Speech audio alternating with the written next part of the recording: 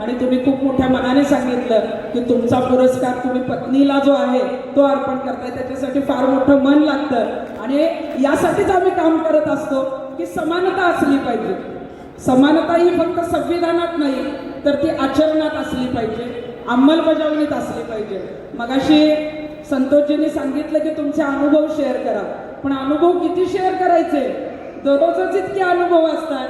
पण मला आपल्याला सांगायचं आहे की जेव्हा शनी शिंगणापूरचं आंदोलन, शिवानीताई जेव्हा म्हणाल्या की आम्ही आक्रमकपणे मांडत होतो, काम करत होतो, त्याच वेळेला महिलांच्या विरोधात महिला उभं करण्याचं काम सुद्धा करण्यात आलं. कारण महिला जेव्हा आक्रमकपणे काम करते, ती जेव्हा पुढे जाते, मग ते कुठल्याही क्षेत्रात असेल, राजकीय क्षेत्रात असेल, बचत गटाच्या माध्यमातून काम करणाऱ्या इथे अनेक महिला असतील, वेगवेगळ्या क्षेत्रात आवाज उठवणाऱ्या महिला असतील, एकदा ती पुढे जायला लागली की मग तिच्यावर टीका करायची. तिच्यावर टीका करूनही ती थांबली नाही तर मग कुठेतरी बदनामी करायची. बदनामी करूनही थांबली नाही तर चारित्र्य हननापर्यंत जायचं. परंतु तिथंही न थांबता जी काम करते ती रणरागिणी प्रत्येक क्षेत्रात आपला ठसा उमटवत असते. आणि अशा अनेक महिलांचा आज इथं सन्मान करण्यात आला. त्या सगळ्या महिलांचं मी मनापासून अभिनंदन करते.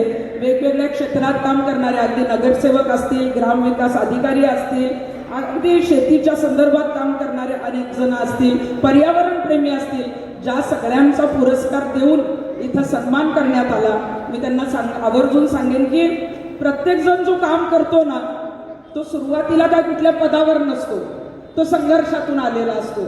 आणि आपल्याला जेव्हा पुरस्कार मिळतो, पाठीवर थाप मिळते, तेव्हा आपली जबाबदारी अजून वाढलेली असते.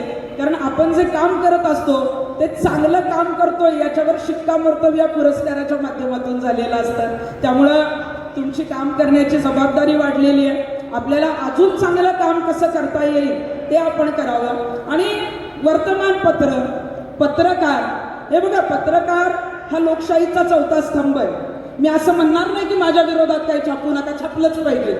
लोकशाहीचा चौथा स्तंभ आहे.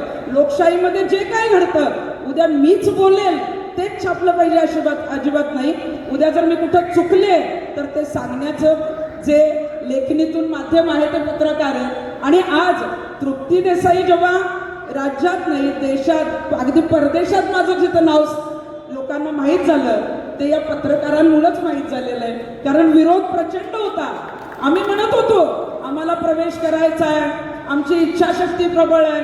परंतु जेव्हा लाखो लोक विरोधात असतात त्यावेळेला संविधान काय आहे, संविधानाने दिलेले अधिकार काय आहेत, ह्या महिला परंपरेच्या विरोधात आहेत की यांची श्रद्धा आहे आणि यांची मागणी काय आहे, हे लोकांना दररोज वर्तमानपत्रात, टीव्हीवर जे कळत होतं ते जे आहे ते पत्रकारांच्या माध्यमातून कळत होतं. आणि मग बऱ्याच वेळेला काम करताना जेव्हा पुढे जायला लागलो तेव्हा बदनामी व्हायला लागली. आपण बघितलं असेल की अगदी माझ्या विरोधात, तर मी कुठल्या पक्षात नसताना सुद्धा अनेक लोक विरोध करत असतात. कारण कुठलीही भूमिका ठामपणे मांडणं, आणि मगाशी शिवानीताई म्हटलं तसं अगदी कुणाच्या अगदी अखत्यारीत काम करायची वगैरे सवयच नाहीये. त्यामुळे अनेक ऑफर आल्या. परंतु मला वाटतं की आज सगळ्या राजकीय पक्षांमध्ये जर दरारा कुणाचा असेल तर आमच्यासारख्या महिलांचा आहे. ते काम करण्याची जी एक पद्धत आहे ती आम्ही जिवंत ठेवली. आणि मला सांगायचं आहे की चळवळ काय असते, तर चळवळ हीच असते. इतिहासात चळवळ वाचायची नाहीये, परंतु आता सुद्धा इतकी पदं येऊन, इतक्या ऑफर येऊन सुद्धा आपण ज्या पद्धतीनं काम करतोय, मला वाटलं की कुठल्याही पदापेक्षा, म्हणजे आता सुद्धा महिला आयोगाचं पद रिक्त आहे. राज्यात मुख्यमंत्र्यांना सगळ्यात जास्त मेल आमच्या नावाचे गेलेले, परंतु मी कायमस्वरूपी महिलांच्या मनातली कायमस्वरूपी अध्यक्ष आहे हे मी लोकांना सांगत असते. कारण शेवटी राजकारण आहे. चांगलं काम करणाऱ्याला पद देतील का नाही सांगता येत नाही, परंतु पद अशा व्यक्तीला तिथं मिळणं गरजेचं आहे जिथं पक्षपातीपणा होणार नाही, जिथं खऱ्या अर्थानं अश्विनीताई महिलांना न्याय मिळणं गरजेचं आहे. आज आपण नाशिकचं प्रकरण जेव्हा बघतोय तेव्हा महिलांवर झालेले लैंगिक अत्याचार असतील, अनेक व्हिडिओ आलेले बघितलेले असतील, किंवा ज्या पद्धतीनं प्रकरण समोर येते, अनेक राजकीय नेते जे आहेत ते तिथं आहारी गेलेले दिसतात. जेव्हा आजच माझी सकाळी पत्रकार परिषद झाली आणि त्या पत्रकार परिषदेमध्ये आज 2022ला अशोक खरातच्या विरोधात जो एक FIR दाखल झालेला होता तो मी आज बाहेर आणलेला आहे. आणि मग त्याच वेळेला आत्महत्येला प्रवृत्त केल्याप्रकरणी IPS 306 अंतर्गत जर गुन्हा दाखल झालेला होता, त्याच वेळेला जर मुसक्या आवडल्या असत्या तर शेकडो महिला ज्या काही अत्याचाराला बळी पडल्या त्या पडल्या नसत्या आणि हे सगळं घडलं नसतं. परंतु शेवटी राजकीय दबाव, अनेक पोलिसच जे आहेत ते त्यांना गुरु मानायचे, त्यामुळे पोलिसांनी तो तपास केला नाही. तपास सुरू असताना चार्जशीटमधनं नाव उघडलं. आज सगळं पुराव्यानिशी आम्ही हे जरी मांडलेलं असलं तरी आमचं असं म्हणणं आहे की कुठलंही प्रकरण आलं तरी त्या प्रकरणामध्ये एकच उद्देश असला पाहिजे, जो आरोपी दोषी आहे त्याला कडक शिक्षा होणं गरजेचं आहे आणि ज्या पीडित आहेत त्या पीडितांना न्याय मिळणं गरजेचं आहे. आणि हेच काम आम्ही करत आलो, हेच काम आम्ही करत राहू. जेव्हा पत्रिकेमध्ये मी वाचलं बिग बॉस फेम, पण मला आपल्याला प्रशांत दादा सांगायचं आहे की बिग बॉसमध्ये कधी बोलवलं तर जेव्हा समाजामध्ये काम करताना मी प्रसिद्ध झाले, वेगवेगळ्या भूमिका मांडताना जेव्हा ट्रोल झाले, मी कुणाचंच ऐकत नाही हे जेव्हा त्यांना कळालं तेव्हा बिग बॉसमध्ये बोलवण्यात आलं. आणि बिग बॉसमध्ये जाऊन आल्यानंतर सुद्धा पहिल्यांदा मी अशी सामाजिक कार्यकर्ते होते की बिग बॉसमध्ये गेले. बिग बॉस हा रियालिटी शो आहे, त्यामुळे मी हो याच्यासाठी म्हटलं. मी हिंदी शोला नाही म्हटलं होतं 2018ला, माझी आंदोलनं सुरू होती. परंतु मराठी शोमध्ये बोलवल्यानंतर माझ्याविषयी काही लोकांच्या तक्रारी होत्या, कदाचित अनेकांच्या मनात असतील. मी फक्त भांडखोर आहे किंवा मी कुणाचं ऐकूनच घेत नाही, हिच्याबरोबर कुणी लग्न करेल का. लोकांना हेही माहीत नसतं की माझं लग्न होऊन 19 वर्ष झालेली आहे, माझा मुलगा कॉलेजमध्ये. पण ह्या सगळ्या गोष्टी ज्या आहेत त्या मी सांगण्यापेक्षा रियालिटी शोच्या माध्यमातून आपण दररोज काय करतो किंवा कसे आहोत हे दाखवता आलं आणि आपण सगळ्यांनी बघितलं. आणि मला सांगायचं की महाराष्ट्रातून सगळ्यात जास्त वोटिंग माझ्यासारख्या एका सामाजिक कार्यकर्त्याला झालं, याचा मला अभिमान आहे. सामाजिक कार्यकर्ता सुद्धा सेलिब्रिटी असू शकतो. मी 2021 पासून जे आहे ते अनुभवती आहे. अगदी माझ्या बिल्डिंगच्या बाहेर उभी राहिले किंवा सिग्नलला गाडी उभी राहिली, दररोज इतके कार्यक्रम असतात. कुठल्याही कार्यक्रमात गेले तर सेल्फी असेल, फोटो असेल.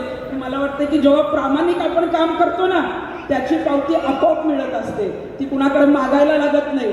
आणि मागून मिळालेली पावती जी आहे ती कधी टिकत सुद्धा नाही. त्यामुळं काम करत राहा, प्रयत्न करत राहा. अडचणी येणारच ना, प्रयत्न करताना अडचणी येणारच आहेत, पण त्या अडचणींवर मात करून जेव्हा आपण पुढे जात असतो तेव्हा आपल्याला कुणीही हरवत नसतं. त्यावेळेला आपली इच्छाशक्ती प्रबळ ठेवावी लागते. आणि स्वामी विवेकानंदांनी जसं सांगितलेलं आहे की जर तुमची इच्छाशक्ती प्रबळ असेल तर संपूर्ण जग जरी विरोधात गेलं तर विजय तुमचा असतो, हे लक्षात ठेवा.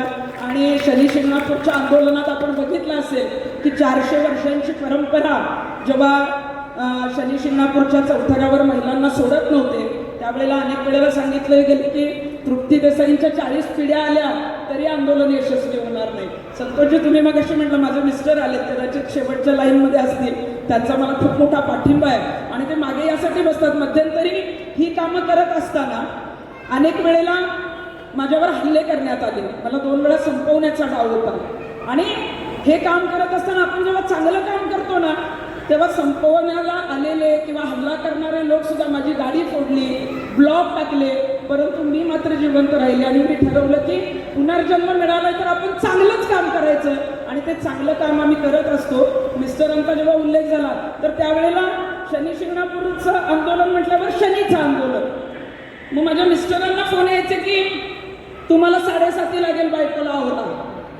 किंवा जेव्हा मला सुप्याला ताब्यात घेतलं तेव्हा मग त्यांना सांगितलं की अहो त्यांना परत समजून सांगा, नाहीतर पुढच्या वेळी एक तुमचा हात नाही राहायचा, पाय नाही राहायचा, कारण शनीची 7:30 लागेल. प्रत्येकाच्या पत्रिकेत शनी असतो. परंतु आपल्याला मला सांगायचं आहे की मी स्वतः आध्यात्मिक आहे, माझी देवावर श्रद्धा आहे, पण अंध अजिबातच नाही आहे. पण देवाचा जेव्हा आशीर्वाद आहे, तो आशीर्वाद किंवा एखादी शक्ती आपल्या पाठीशी असेल तर आपण काही करू शकतो. ती हिंमत मात्र आपण दाखवणं गरजेचं आहे आणि ती त्यावेळेला हिंमत दाखवली.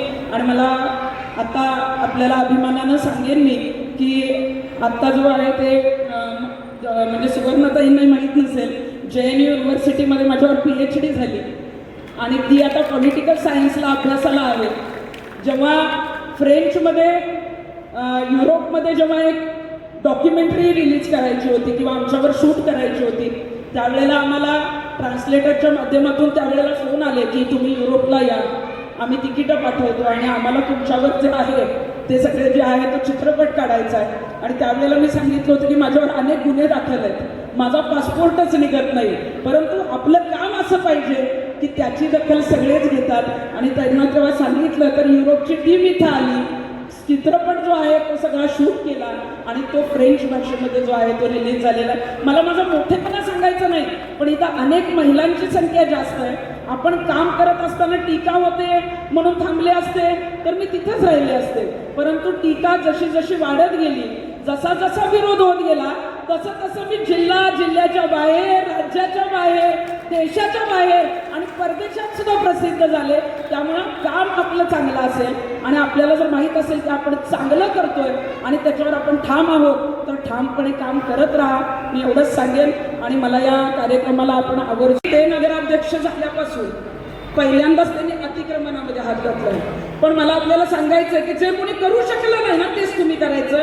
तर तुमचं नाव जे आहे तुमच्या नगराध्यक्ष पदाचा काळ जो आहे तो महाराष्ट्रात गाजेल.